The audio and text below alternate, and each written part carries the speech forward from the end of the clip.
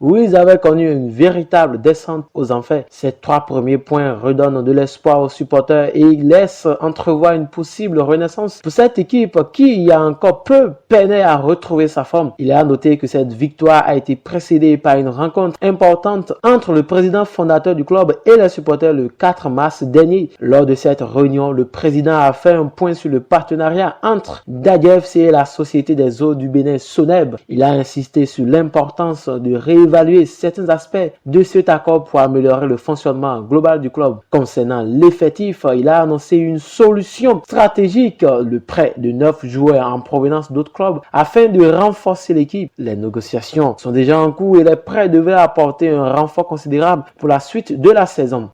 Sport Time. Sport Time. C'est le décryptage de l'actualité sportive de la semaine avec nos chroniqueurs en studio. Sport Time. Toute l'actualité du sport les mercredis et samedis de 16h à 17h. Sport Time, le rendez-vous 100% sport à ne pas manquer.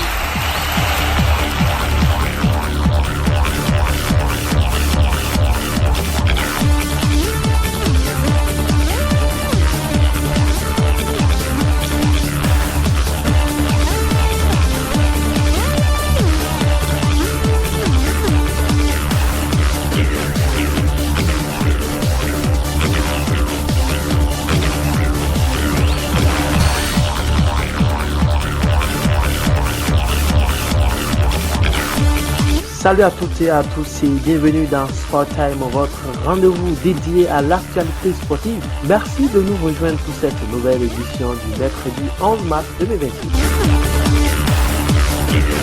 Au menu de ce magazine, nous parlerons d'abord football avec la Celtics League 1 où le championnat béninois poursuit son chemin et la 19e journée a livré son lot de surprises, de confirmations et de rebondissements. Nous ferons le point complet sur cette journée, continue d'animer la course au sommet du classement mais aussi la bataille pour le maintien. Toujours dans la rubrique football, nous nous intéresserons à la sélection nationale féminine du 7 du Bénin où les Amazones poursuivent les préparations et ont récemment effectué même 2 stages importants dans le cadre des éliminatoires de la Coupe du Monde féminine U17. Nous ferons le point sur ces regroupements avec l'entraîneur Ida Zonsou afin de comprendre les objectifs et l'état de préparation de l'équipe. Dans la page basketball, nous reviendrons sur les premiers matchs de la Ligue professionnelle de basketball. La saison est désormais lancée et les premiers journées ont déjà fait des rencontres intenses. Voilà ainsi le menu de ce magazine. On revient pour les détails tout juste après cette pause musicale. 6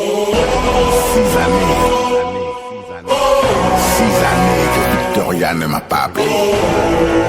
Mais là, ça va chauffer. Mais qui le fait? Nous on a le way. Le moment est arrivé. Que nos doigts s'unissent et la fête peut commencer.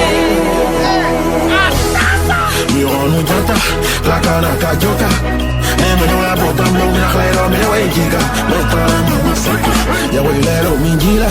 Mi café, ya me no era la fe. Ils ont de pouvoir pour de vrai, mais tu n'as pas ça. Toujours Medja et Wangashi dans mon atassi. Y'a pas plus de double de 9 dans ton nouveau vividi. Bene vividi. In Benin, we believe in. And we believe in. Beaucoup d'amis, pas d'ennemis, que des croix faciles. Elle est venue en tir, fini dans la piscine. J'ai les 11 bouteilles de vin pour les champions de ma team. Mais qui nous peut? Nous on a le way. On a le way. On est là pour tout whipping. Nous on a le way. Je dis on a le way. Ah mais qui nous peut? Nous on a le way. On est là pour tout whipping. Nous on a le way. Ah mais qui nous peut? Nous on a le way. On est là pour tout whipping. Nous on a le way.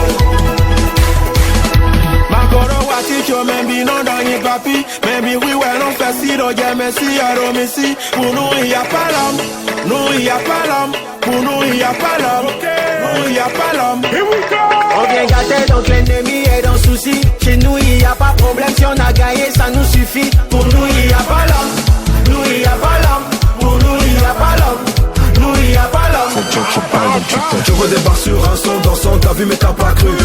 Tu tu sais que je suis trop fort. Vous êtes sur Campus FM TV et vous ne vous êtes pas trompé, c'est bien ce magazine Sport Time qui nous parle de l'actualité sportive durant le week-end écoulé. Et on va démarrer avec la Celtics Ligue 1 où Dadje FC, le champion en titre après plusieurs semaines de crise et de doute, le club d'Aplahoe a enfin retrouvé le chemin de la victoire. Ce succès acquis à domicile contre US Craquerie sur un score de 1-0 revêt une importance capitale.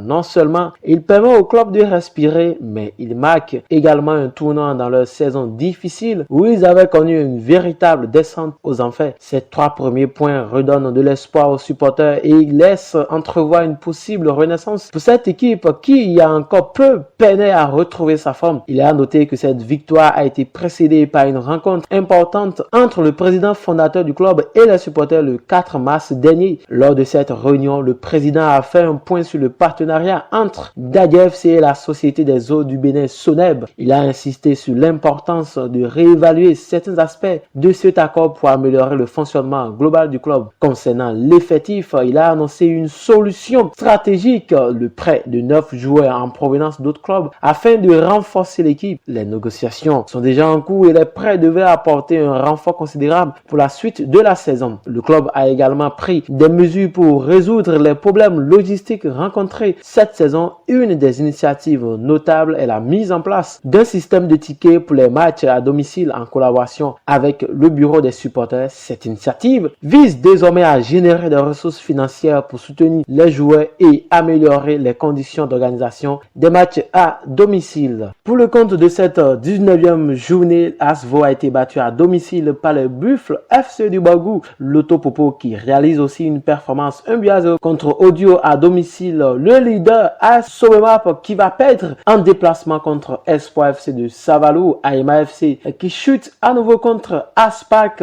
et les Dragons de Lemay qui vont perdre également 2-1 contre Dynamo d'Abomey. Le dimanche, après cette victoire de Dadje FC contre US Craquerie, Banigansé chute à domicile contre Damissa FC. Les cotonculteurs qui vont obtenir cette victoire 2-0 contre l'US Cavalier et l'AS Cotonou qui va obtenir cette victoire 1-0 dans le temps additionnel contre la GSP Pobet. Et dans le classement, on retrouve les Buffles du Borgou qui vont repartir en tête désormais avec 38 points, suivi par Coton FC. AS Sobemap qui a gardé la tête de classement depuis cette première journée jusqu'à la 18e journée va se retrouver à la 3e place. Et pour le bas de classement, malgré les 3 points empochés par Dadje FC, elle se retrouve à la 18e position, suivi de l'US Cavalier qui est à la position 17. En parallèle de la Celtics League Pro, la Coupe du Bénin fait également son grand retour après 6 ans d'interruption. Les inscriptions ont été officiellement lancées ce lundi et se poursuivront jusqu'au 13 mars 2026 au siège de la Ligue professionnelle à Ménontin. La compétition qui marquera son retour officiel le 24 mars 2026 promet de grands moments de football. Cette édition sera composée de 18 équipes de Ligue 1, 18 de Ligue 2 et 18 de Ligue 3. Faut-il rappeler, le premier tour de la compétition débutera par les 16e de finale qui s'étaleront sur 7 journées. La Coupe du Bénin, bien qu'interrompue depuis la saison 2018-2019, reste un tournoi très prisé et toujours très attendu par les clubs et les fans. Il est important de rappeler que la dernière édition avait été remportée par Esaïe FC, aujourd'hui connu sous le nom de Loto Popo Football Club.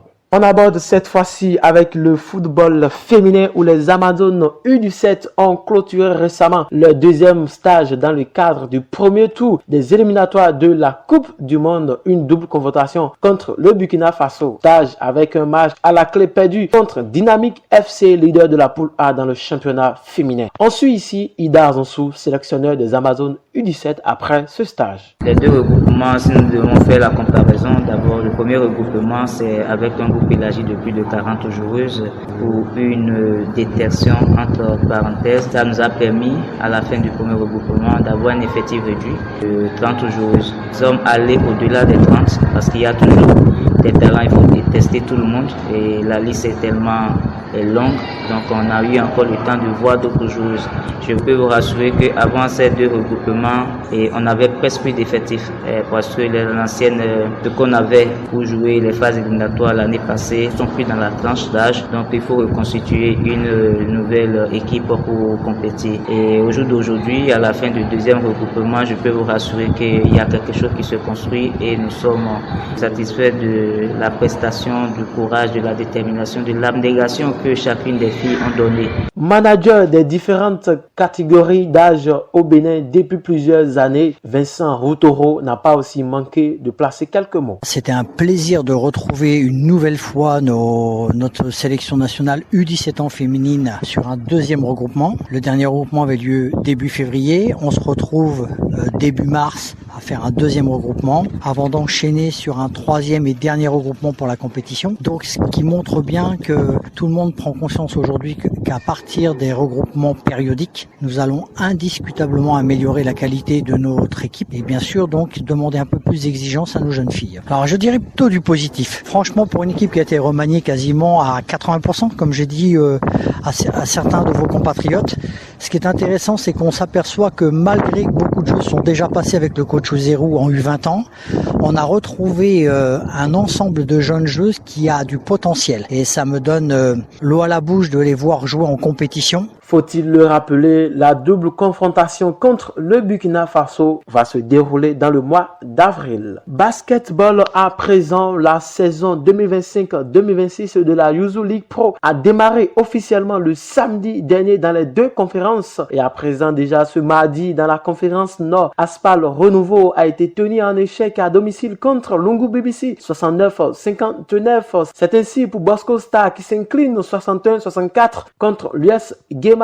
Aspal BBC à présent qui s'offre une belle victoire 69-56 contre Panther BBC dans la conférence Sud. Énergie BBC vient à bout d'Avranco Omnisport 80-47 alors que Aspac BBC va s'offrir une belle victoire 66-60 contre la Renaissance alors que Lancoton obtient une belle victoire également 55-41 contre AOL en déplacement. Et dans le classement du côté des hommes, Aspal vient en tête du côté de la conférence Nord avec 4 matchs joués plus 48, 7 points suivis de Aspal Renouveau. C'est l'US Gema qui ferme quand même cette lanterne côté conférence Nord avec 5 points alors que du côté du Sud, Aspac BBC a 8 points suivi de Lancoton 7 points. Énergie Basketball qui occupe la 3e position avec 7 points. Et du côté des dames dans la conférence Nord, Cavalier Basketball est en tête de classement avec 8 points alors qu'Associé Basketball termine cette conférence du côté du Nord avec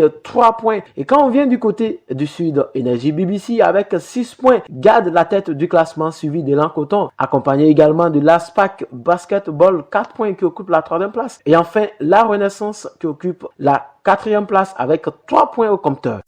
Sport Time. Sport Time. C'est le décryptage de l'actualité sportive de la semaine avec nos chroniqueurs en studio. Sport Time. Toute l'actualité du sport les mercredis et samedis de 16h à 17h. Sport Time, le rendez-vous 100% sport à ne pas manquer.